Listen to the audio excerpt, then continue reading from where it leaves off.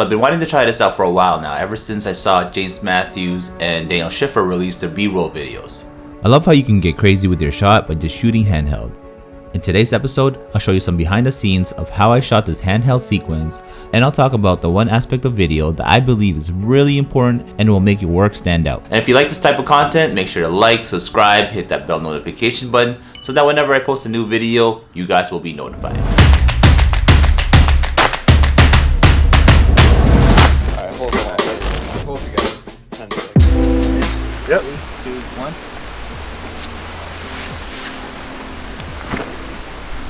Is that not smooth enough? I think that was good. It's just my timing. Just gotta time it right. So in the beginning and the end part of the video, I did use a gimbal to shoot it. But in the main part, everything in the middle was shot handheld. And that was what I focused on mainly when I shot this video. Filming this was actually a lot harder than what I expected. I honestly thought that it would have just taken me a few shots to get what I needed, but that wasn't the case. Yeah, Do the a little drop slower. slower? A little Okay, slower. okay. Okay. Because then I can speed it up after. Alright. Alright, we're on take 20. Trying to do it. We'll see if it works out. If it doesn't, you won't see this video. Since I was filming this in manual focus, I had to make sure that I was always in the right spot and had the subject or object in frame and in focus. Shooting outside didn't make it any easier as well, as the lighting kept changing on us. So timing is huge. You have to make sure you go the same movement as your subject to ensure that it turns out right. Sorry. Whoa, you set that up so quick. Alright, 3, 2, 1. Let's do it again. So overall, I'm pretty happy with how everything came out. What? What's better, filming or acting? Filming. Filming for sure? Yeah, I'd rather tell the guy do it again. So when you pull it out, you slow down? Like, yeah, Okay, so pull when it out I pull again? it out, and you want me to go like that, like Oh, up okay. So and you then drop it down? Okay. Yeah, let's do that. Okay. Okay. Yeah, because So- I'm like bent like this, and then I can drop it down. That's perfect. So we'll go up and then I'll go down. Okay. Hold it this way first, maybe look at it, and then Yeah. do it. Alright, cool. 3, 2, 1.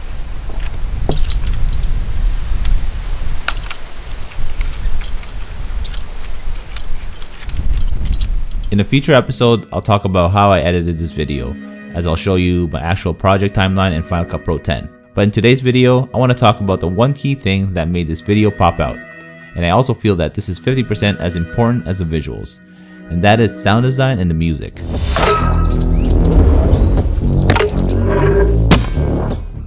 Let me start off with the track. It took me about a couple hours just finding the right track to use for this video.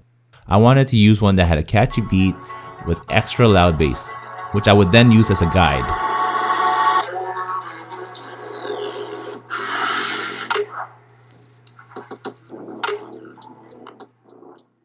I used it to speed up and slow down my footage and time it alongside it. So you gotta make sure you take the time to find the right track for your video. Even if it takes you 2 to 3 hours, make sure that it fits in with your vision. The other key ingredient in this is sound design. I've talked about this before in previous tutorials. Sound design is huge. It really brings your videos to life. The more I create, the more I realize that sound design and audio is equally as important as your visuals.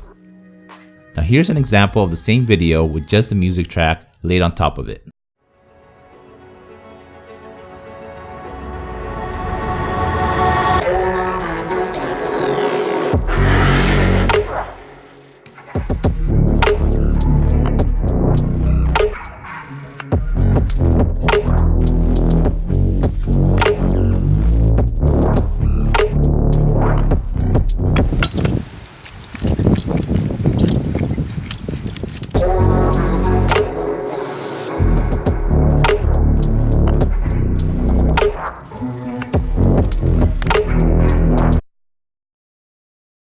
Since the footage goes with the beat of the track, it looks okay. Now here's the same video with just the sound design added in.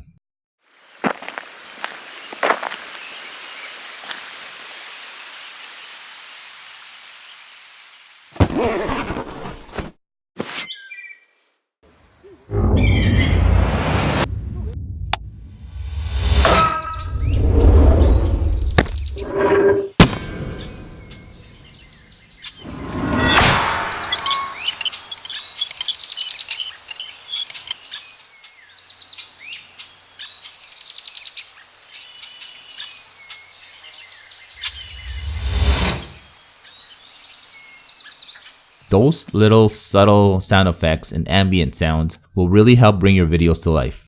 And again, here's the entire video. Just fast forward an extra 40 seconds if you don't want to watch this part again.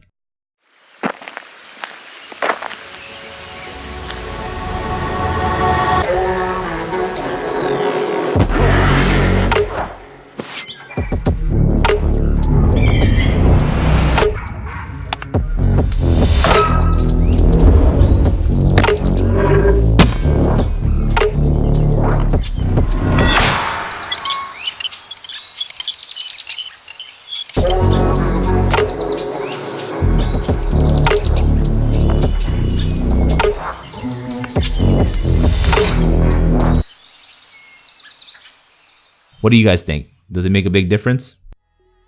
Since Epidemic Sound is sponsoring this video, we created a special code to give you guys 3 months of free music and sound effects on epidemicsound.com.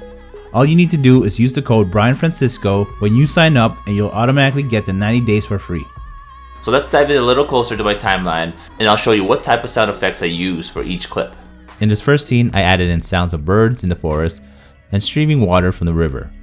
I wasn't able to capture his steps, so I found sounds of footsteps and gravel while I was searching for sound effects on Epidemic Sound. I then aligned it properly with his actual footsteps so that it matched perfectly. And remember guys, they have to be subtle, so turn it down if you need to. You don't want your sound design to be overpowering. You just need it to complement your visuals and the music track that you have playing as well. For the next part, I used the sound of a radio dropping and textbook dropping as well. I thought it sounded well together, so I placed them both on the timeline, followed by the sounds of a body bag being zipped open. I know it sounds a little weird, but it was the best thing that I can find to match the zipper opening movement. A whip whoosh for the opening part, and then the sound of a high chair being pulled. Again, it just matched the movement. For the part where he throws it up in the air, I added in a slow whooshing sound, and also placed one called Power Up that sounded like a build up to something important.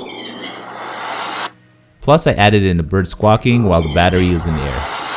Here I have the sound of a switch clicking, a reverse whooshing sound followed by a metal hit sound effect that has kind of a paranormal sound to it.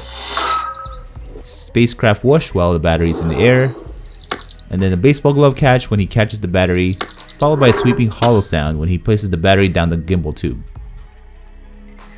When the gimbal stand hits the wooden table, I added in an impact wood hit alongside a metal hit as well so that it added a dramatic sound to it. A couple other whoosh hit sounds here right before he starts twisting on the gimbal tube. So I actually didn't get a good sound of him twisting it on. In person it actually made a really loud squeaking sound whenever he twisted it on. So I added a bunch in of metal squeaking and just matched it with his hand movement. And for the last part I just threw in nature sounds along with the sound of a camera zooming in and out to match a zoom for the last few clips. You just really need to think outside the box sometimes and see what type of sounds you can find to match your clips.